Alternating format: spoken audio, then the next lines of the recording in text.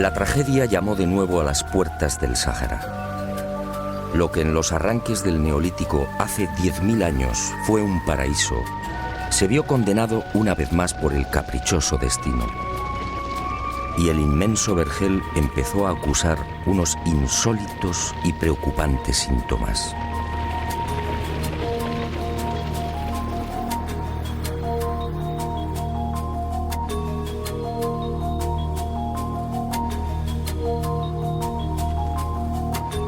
Sí, quizá fue una burla del destino. Casi nada es para siempre y mucho menos en la naturaleza. Por eso, un buen día, aquel Sáhara azul, cuna de civilizaciones, se vio humillado de nuevo. Y este fue el resultado.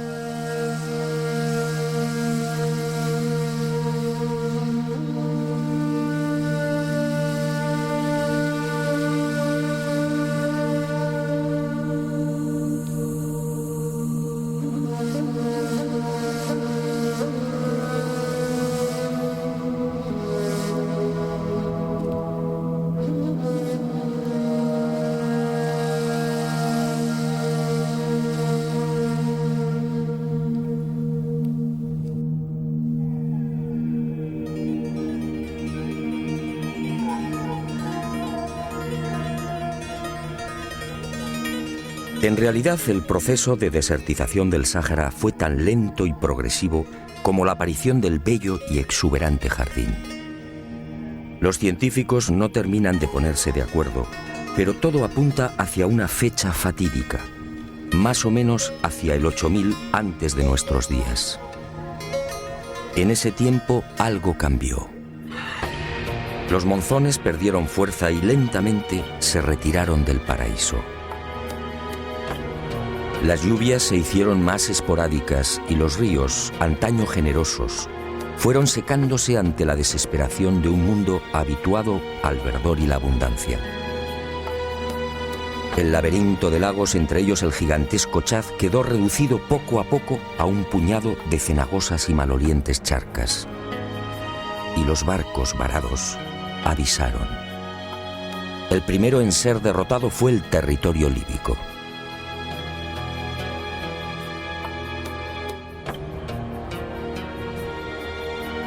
Unos 2000 años después, hacia el 6500 antes del presente, el fantasma de la sed conquistaría lo que hoy conocemos como Egipto. Y el desierto entró en una avanzada fase de aridificación. Solo las regiones del norte siguieron recibiendo la bendición de las lluvias. En esa época, como consecuencia de la ya fortísima e imparable desertización, se registra un hecho de especial trascendencia en la historia que ahora iniciamos. Un hecho que no debe ser olvidado.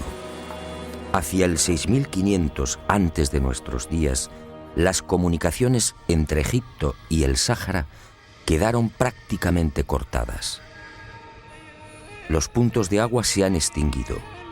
Solo el Nilo sigue siendo una arteria viable entre el norte y el sur, y arriesgando mucho, con el suroeste del territorio líbico, en el Fezzan.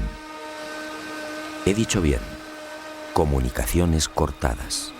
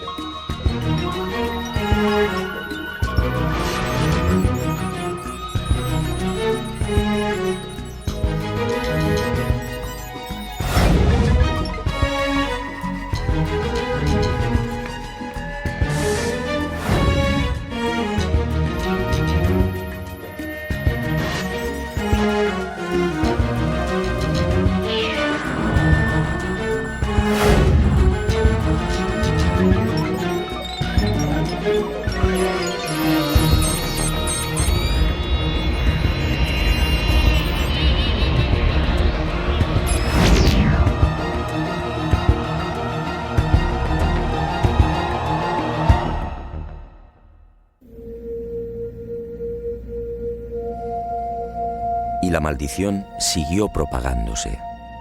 Hacia el 5000 antes del presente, el caudaloso Igargar se rinde, y con él los grandes lagos.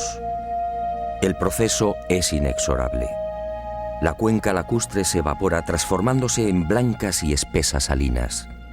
Hoy, entre las dunas, el caótico relieve del llamado Bosque de los Petrificados es un dramático recuerdo de los cerros que fueron labrados durante siglos por las inmensas masas de agua. El viento abrasador y las tormentas de arena acuchillan los últimos reductos donde resisten bosques y cañaverales. El manto vegetal es arrastrado y la sabana muere.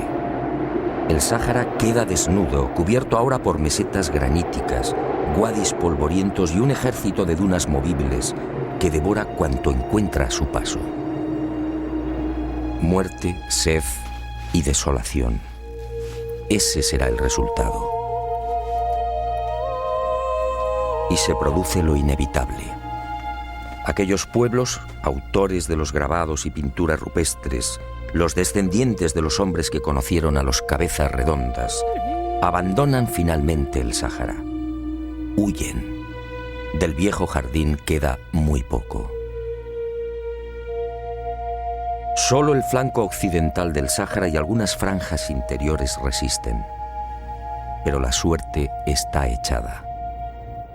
Entre el 4800 y el 4500 antes del presente, la desertización es general.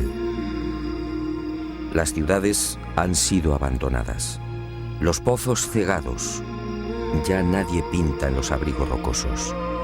Los cabezas redondas solo son un recuerdo.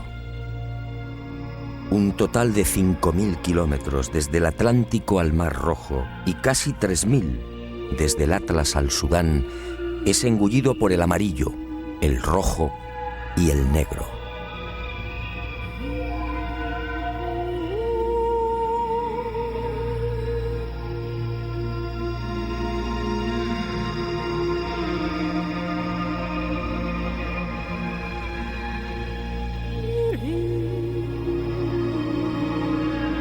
Hace 2000 años, lo que fuera uno de los más bellos jardines del mundo entra en un coma profundo.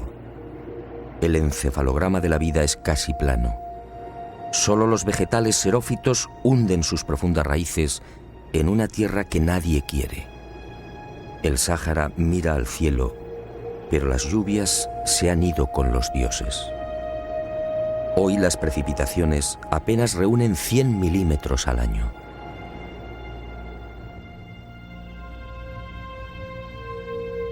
En poco más de 7000 años, el cáncer de la sed termina con un Sáhara verde y acuático. Y en el transcurso de esos milenios, la naturaleza, hostil y despiadada, empuja a los pueblos hacia los últimos oasis. Las franjas costeras y el Sahel al sur son los primeros receptores de las sucesivas oleadas migratorias. Las etnias forman un río humano. Ahora, frente a la espada de fuego del desierto, son una sola nación, unida por la calamidad. Y libios, temejus, nasamones, siles garamantes, atarantes, gétulos, númidas, cenetes, mauros y sanajas, entre otros, huyen de Libia, Egipto, Argelia, Mali, Túnez, Marruecos y Mauritania.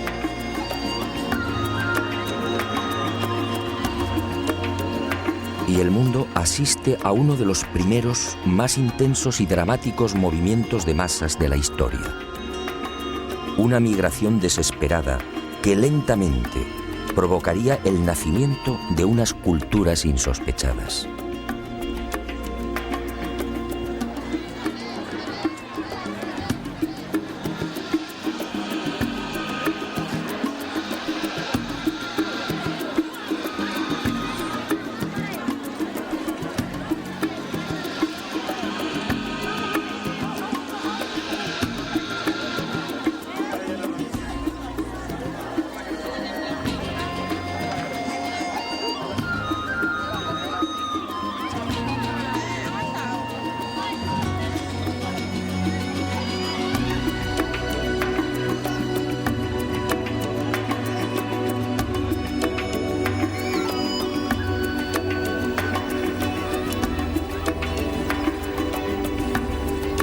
hacia el 4000 antes del presente, la franja costera del Sáhara, último recuerdo del Gran Jardín, se ve saturada.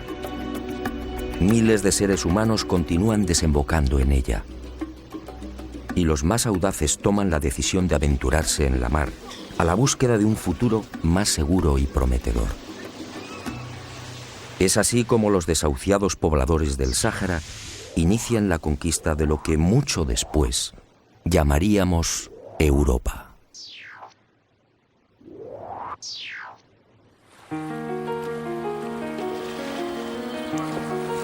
No se sabe cuándo ni tampoco en qué orden, pero la realidad es que en esos últimos 4000 años, las diferentes civilizaciones saharianas van penetrando en todas direcciones.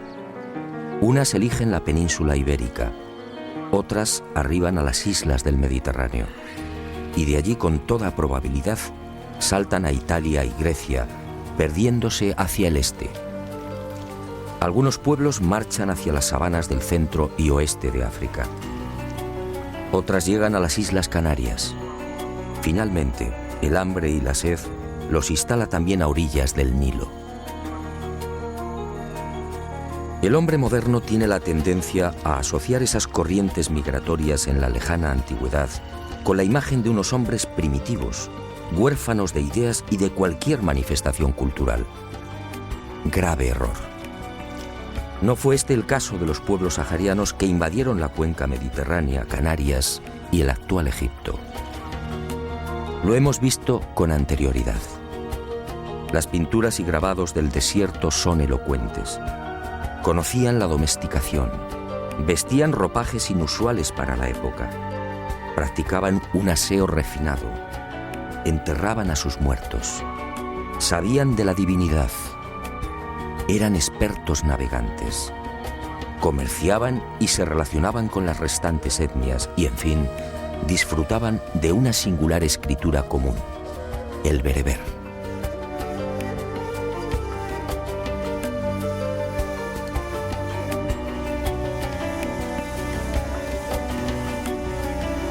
Este inmenso y rico bagaje, como iremos viendo, saltó con ellos a las nuevas tierras. El paso del tiempo y los inevitables mestizajes modificaron sin duda muchas de esas manifestaciones. Manifestaciones sociales, religiosas y culturales que habían tenido un origen único. Un ejemplo, la citada escritura bereber antigua. Nacida probablemente como un sistema compacto y homogéneo de comunicación, con un alfabeto claro y brillante, terminó deformándose ante la inevitable erosión de los cruces humanos. Y aunque conservó muchos signos comunes, en esos milenios asistió al nacimiento de otros alfabetos casi idénticos. Y en ese rodar apareció el tifinagh, la grafía utilizada hoy por los tuaregs, hija en definitiva de aquel primitivo bereber. Casi sin querer, de la mano de la desertización y de las sucesivas migraciones humanas, había descubierto el porqué del gran dilema.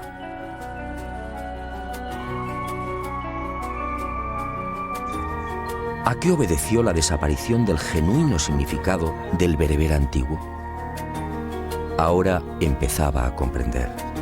Ahora entendía por qué mis amigos los tuareg no sabían leer los símbolos grabados en la piedra esférica de los billares.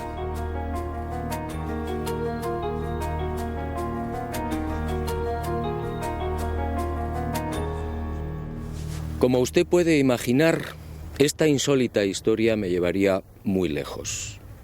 Caí en la tentación y me propuse seguir la pista de aquellas civilizaciones que huyeron del Sáhara. Una vez más, las sorpresas fueron encadenándose. No hay unanimidad en los criterios científicos y antropológicos respecto a los primeros pobladores del archipiélago canario. Expertos como Fusté, Verneau y Swiderski consideran que los hombres que colonizaron el norte de África, los cromañones, se propagaron también hacia las Canarias entre el 2500 y el 1000 a.C. Otros apuestan por un poblamiento más reciente, quizá alrededor de los siglos V o IV antes de nuestra era. Sea como fuere, lo que parece claro es que las islas terminaron por recibir varias de esas corrientes migratorias que huían de la desertización. Quizá desde el norte, en la región del actual Túnez, o quizá desde la vecina Mauritania, separada de las Canarias por un centenar de kilómetros. Esos pueblos saharianos fueron conocidos como guanches.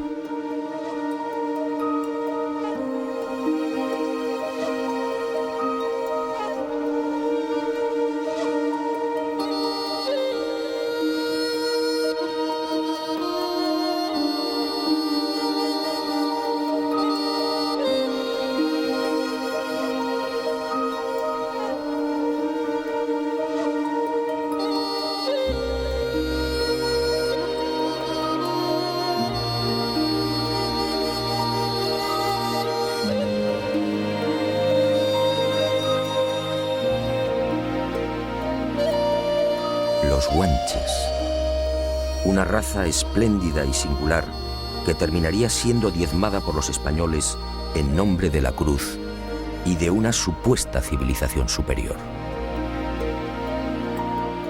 Pero la ambición y crueldad de los castellanos no lograrían borrarla del todo. Los guanches trasladaron a las Canarias muchos de los secretos y costumbres heredados de aquellos lejanos encuentros con los cabezas redondas en el corazón del paraíso sahariano. Repasemos muy por encima algunos de esos vestigios tan íntimamente ligados a los pueblos del Sáhara. Primera gran sorpresa: la escritura líbico-bereber, con toda probabilidad una de las señales clave. Aparece en todas las islas, aparece en barrancos, cuevas y abrigos, bien siguiendo la técnica de la incisión o del picado. Las primeras noticias sobre estos alfabetos bereberes se remontan a 1873, cuando Padrón advierte de los grabados encontrados en hierro. Desde entonces, decenas de expertos han venido trabajando en el estudio e inventario de una treintena de estaciones o asentamientos que suman más de 50 paneles con cientos de signos. Para Renata Springer, una de las expertas más activa y rigurosa en el análisis de estos alfabetos canarios, el examen de los mismos sugiere un estrato cultural común y una íntima vinculación con la cultura bereber.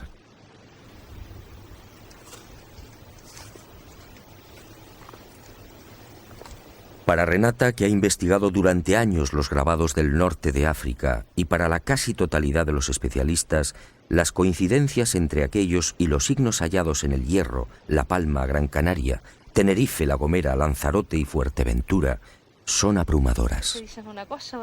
Todos coinciden. La antigua grafía guanche tuvo que proceder del mundo africano. Ahora, a la vista de estos testimonios escritos, las afirmaciones de cronistas e historiadores sobre el escaso bagaje cultural de los guanches son cuando menos patéticas. Sedeño, por ejemplo, llega a decir que los antiguos canarios no conocían letras ni caracteres, aunque se valían de pinturas toscas. ¿Quiénes eran los ignorantes?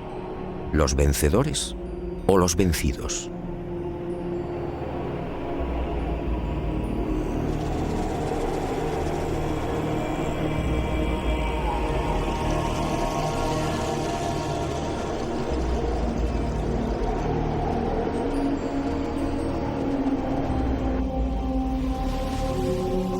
Los guanches sí eran portadores no solo de una escritura rica y original, sino también de una cultura ancestral que hoy causa asombro.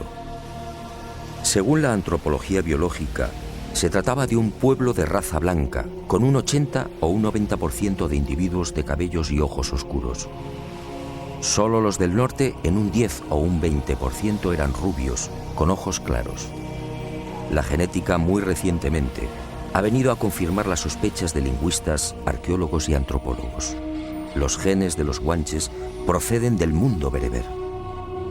Así lo demuestran los estudios de las enzimas en los glóbulos rojos y del DNA mitocondrial. Estos genes mitocondriales, transmitidos exclusivamente por vía materna, han arrojado unos resultados esclarecedores. En las Canarias, los genes paternos proceden principalmente de la península ibérica. Los maternos, en cambio, son saharianos. La explicación habría que buscarla en las matanzas acaecidas durante la conquista. Los castellanos diezmaron a los guanches varones, respetando a las mujeres. Después llegaría el mestizaje.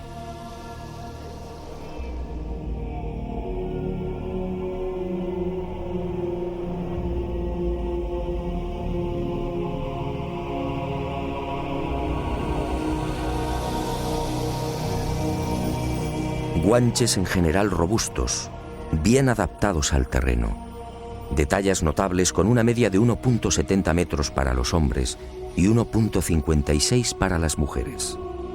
Guanches con una capacidad craneal media de 1.557 centímetros cúbicos. Una cifra que presupone un importante desarrollo mental. En otras palabras, lo contrario a lo escrito y divulgado por los conquistadores españoles. Los guanches no eran salvajes. Los guanches adoraban a un Dios único, invisible y sustentador de todo lo creado. Lo llamaban Aborak, es decir, el grande, el sublime. Era el Dios de sus ancestros con el que podían establecer un diálogo directo, algo que sorprendió y no gustó a los evangelizadores castellanos.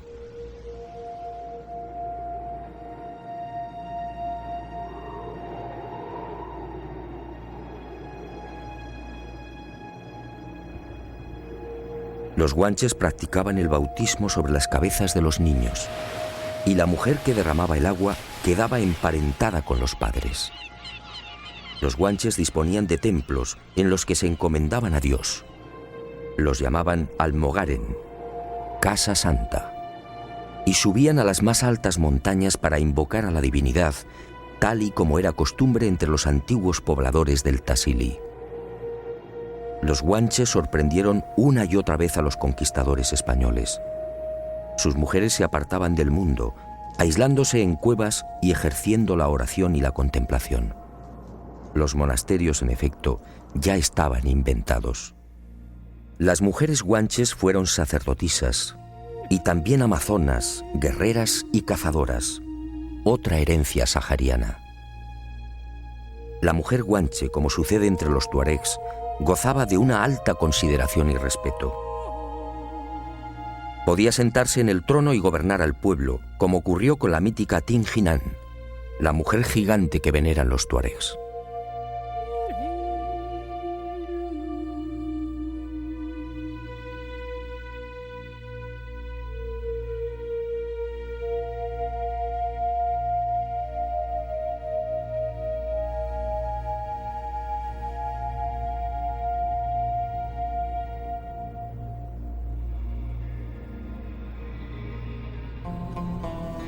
Los guanches juraban ante el Ser Supremo, poniéndolo como testigo de sus acciones. Y heredaron del Sáhara sus creencias en genios y espíritus maléficos, los célebres diablos o jinns de los nómadas. Los guanches trajeron consigo el arte de la adivinación, una costumbre arraigada en el Sáhara desde tiempo inmemorial. Estos magos y santones, a los que llamaban guañameñe, ejercían una gran influencia sobre la población. Ellos fueron los que profetizaron mucho antes del arribo de los conquistadores la llegada a las islas de unas gentes blancas a bordo de unos grandes pájaros.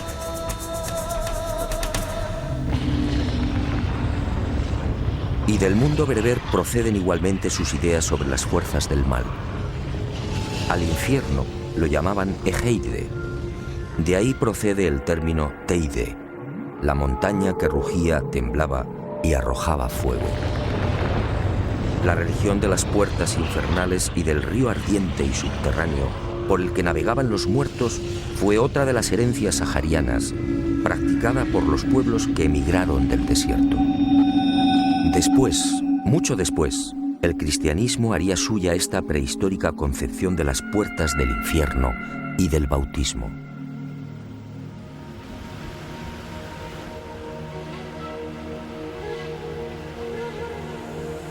Y como los tuareg y bereberes, los guanches sintieron un especial terror por determinadas montañas, lo que hoy en el Sáhara se conoce como Montañas del Diablo. Allí habitaban los dioses y los djinns. Allí desaparecen hombres y ganado. Y los que logran regresar enloquecen para siempre. Son las cumbres sagradas como las del Tassili, donde un día descendieron los cabezas redondas.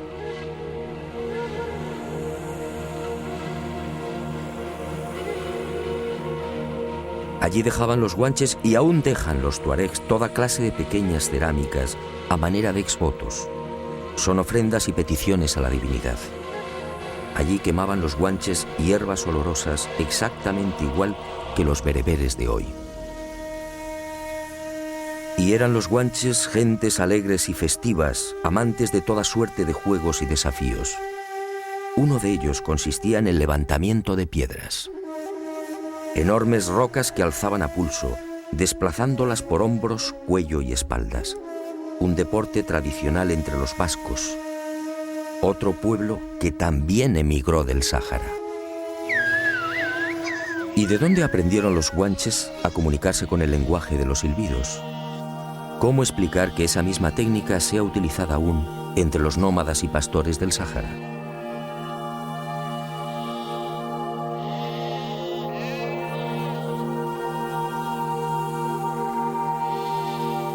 Y al igual que los antiguos pobladores saharianos, los guanches en tiempos de sequía conducían el ganado hacia lugares despejados. Allí apartaban las crías de las ovejas y esperaban a que los balidos de los corderos atrajeran la atención del Ser Supremo, regalándoles la lluvia. ¿Otra casualidad?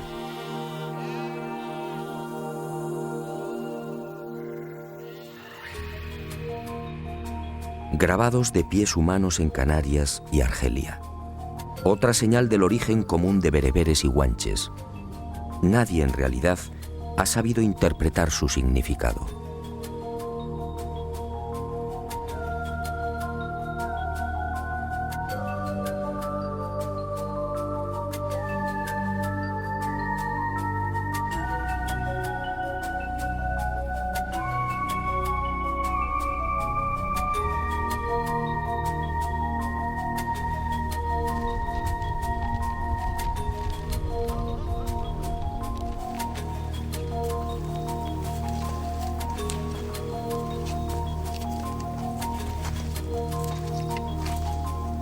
Y los guanches, como los descendientes de aquel jardín sahariano, tuvieron desde el principio una clarísima idea de la supervivencia después de la muerte.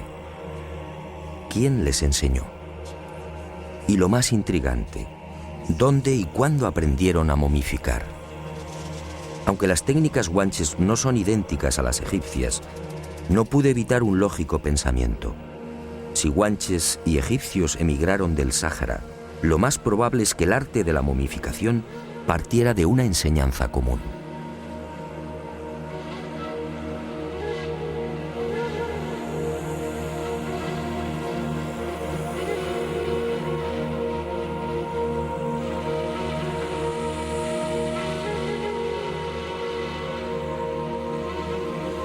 Y como los bereberes, los guanches enterraron a sus muertos en túmulos circulares y formando anillos concéntricos.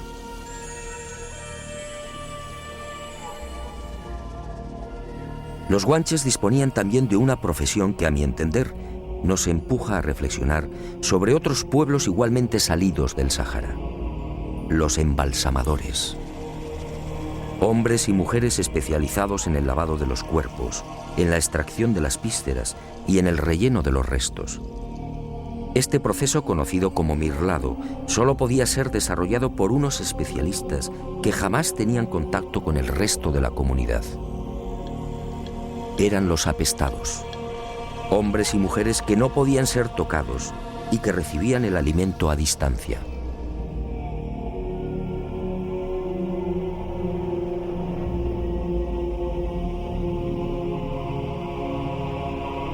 Y un apunte más que fortalece el indudable origen sahariano de los guanches. Es Espinosa en el siglo XVI quien nos alerta sobre una de las costumbres de los antiguos canarios. Dice el cronista: el rey, el mencey, no casaba con gente baja, y a falta de no haber con quién casar, por no ensuciar su linaje, se casaban hermanos con hermanas.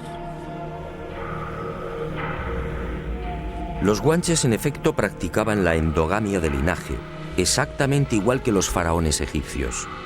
Así preservaban a las élites y, en definitiva, al sistema de organización social.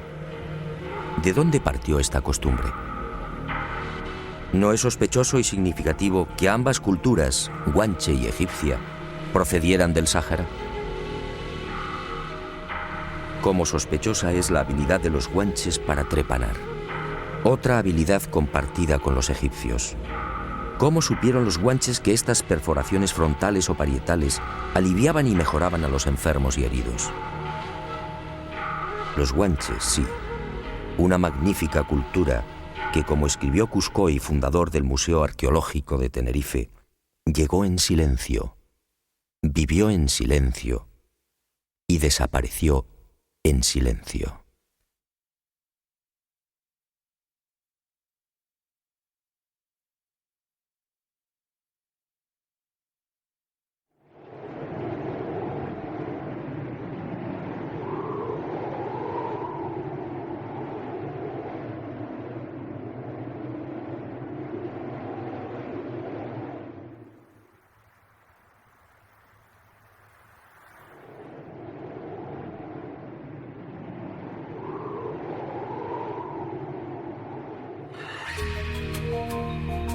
Las otras dos grandes corrientes migratorias procedentes del Sáhara me reservaron otras tantas y desconcertantes sorpresas.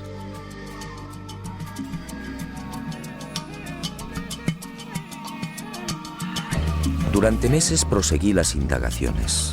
Todo encajó. Las imparables y sucesivas oleadas de etnias que huyeron de la desertización serían las responsables de la aparición en la península ibérica e Italia de otras dos destacadas y míticas culturas, la íbera y la etrusca. Ambas nacidas de un tronco común, el universo bereber, eran casi hermanas. Ambas se hallaban igualmente emparentadas con guanches, vascos y egipcios. Los primeros, los íberos, como escribe Estrabón, pudieron penetrar en la actual España hacia el sexto milenio antes de Cristo.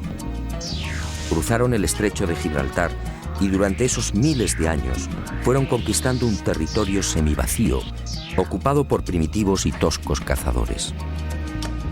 Y se extendieron por el Levante, Andalucía, Cataluña y buena parte del norte de España. Los etruscos, por su parte, saltaron del Sáhara, aventurándose en la ocupación de Sicilia, Córcega y Cerdeña, y desde allí al centro de Italia.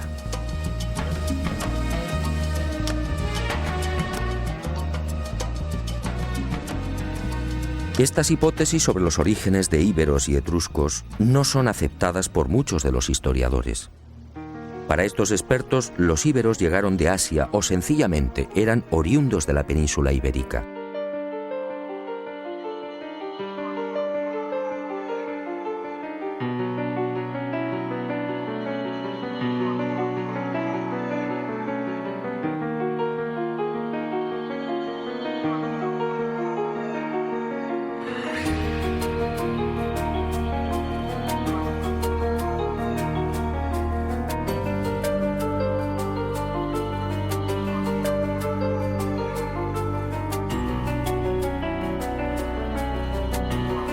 Otros comparten el criterio sahariano. En el caso de los etruscos, la mayor parte de los especialistas se muestra disconforme con el posible origen bereber. Para algunos procedían de la península anatólica, como defendía Heródoto. Es el llamado origen oriental.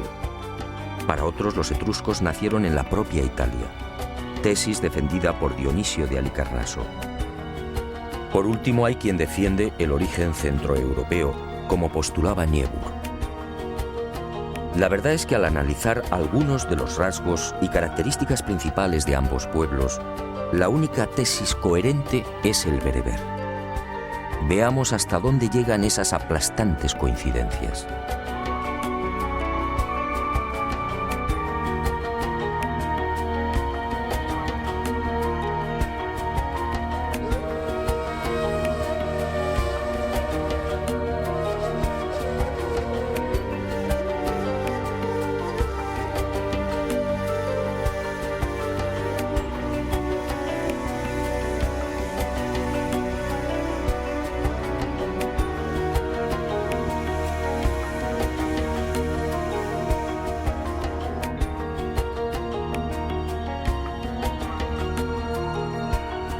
Los primitivos íberos, al huir del Sáhara, trajeron consigo, como sucedió con los guanches, una ya familiar religión centrada en los ríos infernales.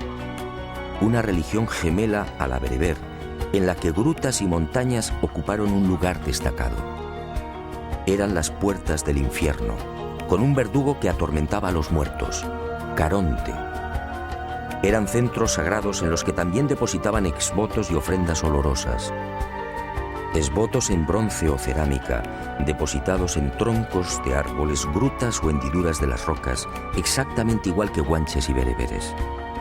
Exvotos que representan hombres o mujeres con una mano alzada en señal de saludo, como las pinturas y grabados del Tassili y de Libia.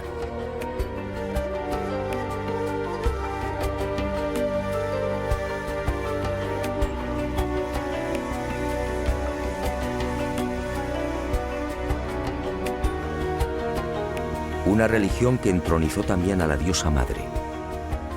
Una divinidad femenina de primer orden, asociada al mundo de ultratumba y a la fecundidad.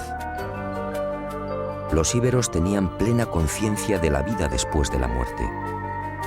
Y al igual que guanches y bereberes, acompañaban los restos de los difuntos con alimentos y objetos personales.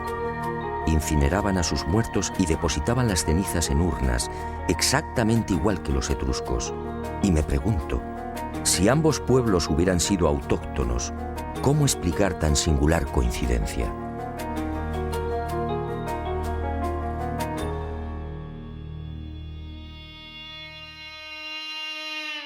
Los íberos se distinguieron también por su afición a las artes adivinatorias, una tradición compartida por sus hermanos bereberes, guanches y etruscos.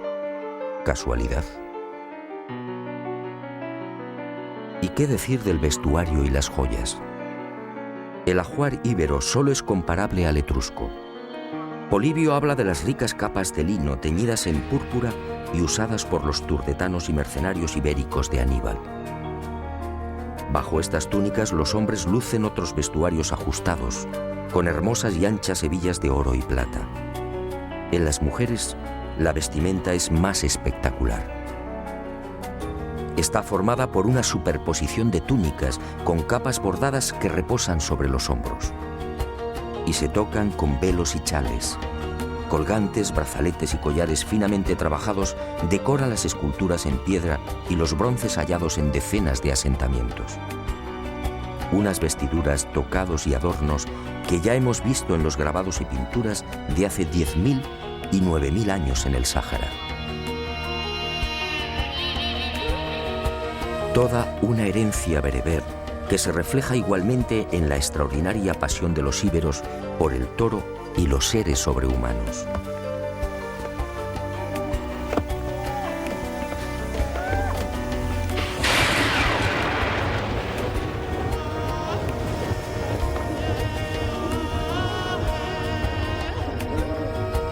Toros y bóvidos que fueron pintados y grabados por sus lejanos ancestros en los abrigos rocosos del Tassili, del Atlas y del Fesán.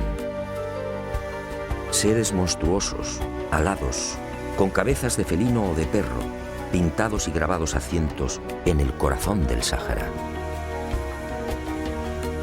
Y finalmente la escritura y la genética.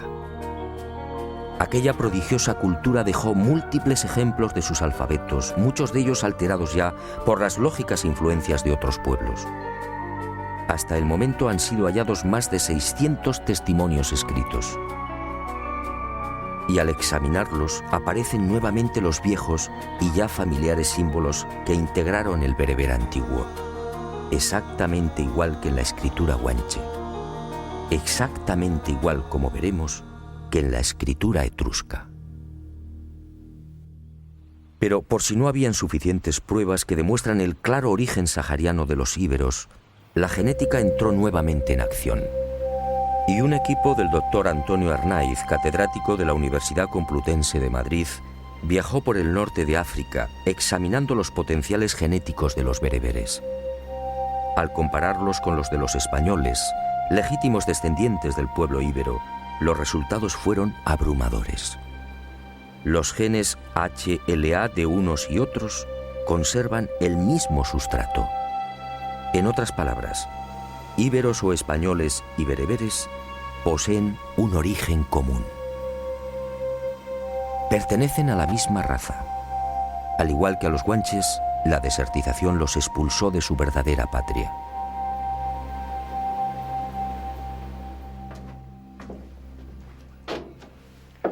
La investigación de aquel éxodo me ha traído hasta el corazón del mundo etrusco. En mi opinión, otro de los pueblos que huyó del Sáhara.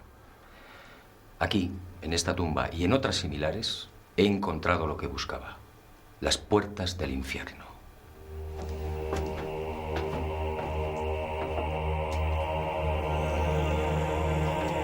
Las puertas del infierno. Ya no se trataba de tradiciones orales. Aquí, en el silencio de los cementerios etruscos, está la prueba física de esa religión que compartieron los saharianos. La enigmática civilización etrusca en la que bebieron romanos y griegos rindió un especial culto al más allá. Al igual que bereberes, guanches e íberos, los etruscos vivieron obsesionados por ese río subterráneo de fuego en el que navegaban los muertos.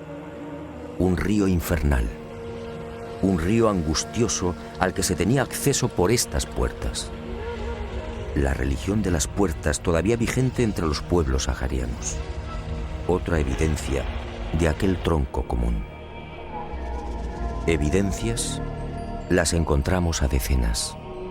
Las puertas del infierno, también en piedra. Magos y adivinos. Otra de las grandes especialidades de los etruscos. El célebre hígado de Piacenza, sobre el que vaticinaban los augures. Otra herencia bereber. Mujeres etruscas. Con una independencia, libertad y cultura impensables en el primer milenio antes de Cristo. Unas características de la mujer bereber. Unas características que asombraron al mundo. Trenzas idénticas a las africanas.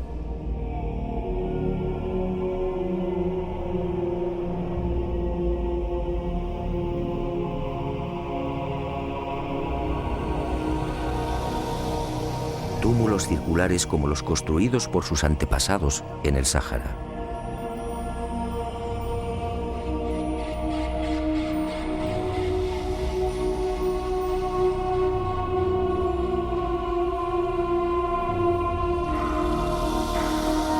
Seres alados, a cientos, blancos y negros, como los representados en piedra y metal por los íberos, sus hermanos.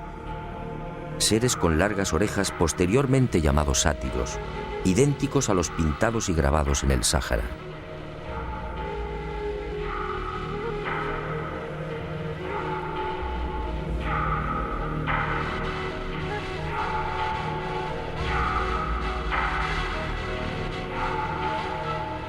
Y de nuevo los familiares símbolos bereberes, todavía reconocibles en la escritura etrusca.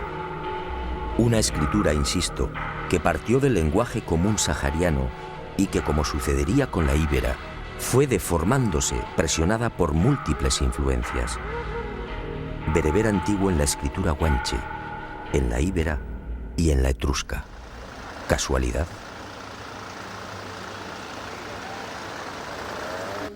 Y al final de nuestras investigaciones en Italia, otra pequeña gran sorpresa. Ocurrió por aparente casualidad. Al penetrar en una de las salas del Museo Etrusco de la ciudad de Tarquinia, algo extraño y superior a mí me empujó con fuerza hacia uno de los sepulcros. La fría mirada de la estatua, un magistrado del siglo III a.C. y que recibió el nombre de Laris Pulena, cobró vida.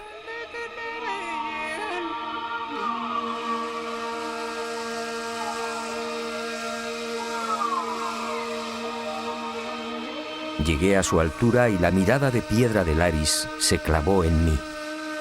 Entonces aquel susurro añadió: el pergamino. Ahí está lo que buscas. Era un largo párrafo en etrusco. Y al poco apareció: palo, cero, palo. Los misteriosos símbolos del anillo de plata. Los misteriosos símbolos del lucerillo. Los misteriosos símbolos en la cúpula de la nave que fue vista en los billares.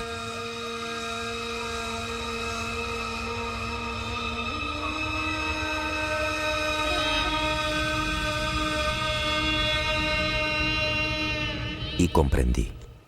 En realidad poco importaban los supuestos mensajes del lucerillo y del anillo de plata. Aquella mágica aventura por el Sáhara y Europa cobró un nuevo significado, quizá el único o el más importante.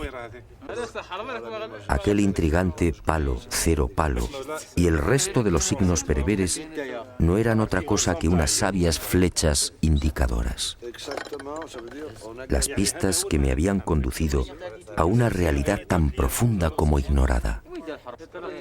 La realidad de un continente, África, que fue cuna de grandes civilizaciones.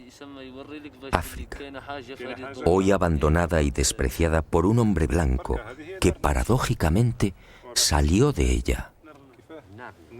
Y en la afilada mirada de los tuaregs leí el final del mensaje.